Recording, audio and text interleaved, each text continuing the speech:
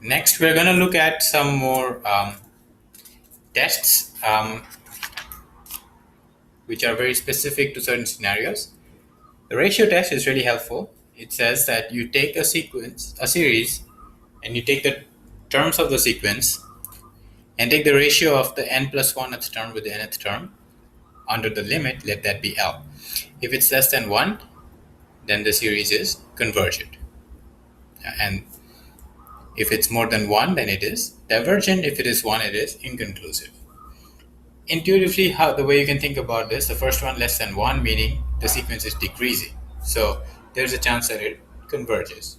If it's increasing, it's definitely divergent. Okay, let's look at an example.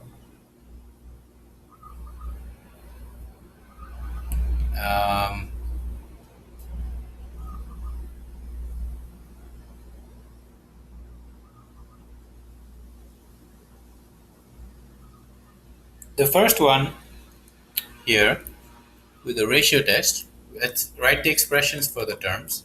An plus 1 is negative 1 to the n plus 1, n plus 1 cubed over 3 to the n plus 1. And an is negative 1 to the n cubed over 3 to the n. So let's find this ratio. With the absolute value, so since there's an absolute value, we can ignore these. So what we have is n plus 1 cubed over 3n plus 1. Because it's a division, we can flip the second fraction. Now that cancels and we get a 3. So what we have is n plus 1 over n cubed and a 1/3 outside.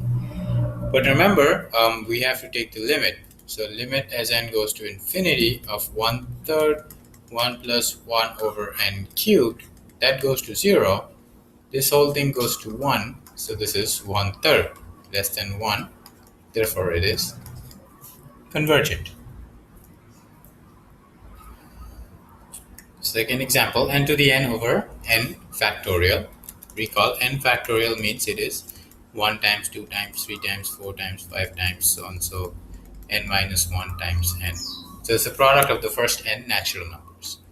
Once again, an plus 1 is n plus 1 to the n plus 1 over n plus 1 factorial. An is n to the n over n factorial.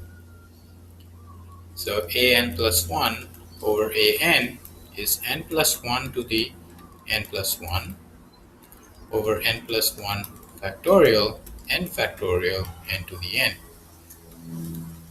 Now because of the definition, and you can verify this, n plus 1 factorial is n plus 1 times n factorial. Right, so this factors into this as n plus 1, then n plus 1 factors into this to end up with n plus 1 over n to the n.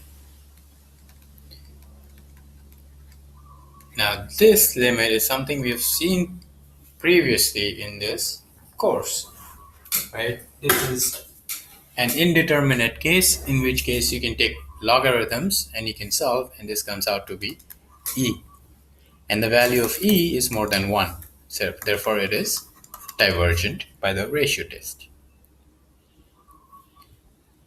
The next video we cover the root test.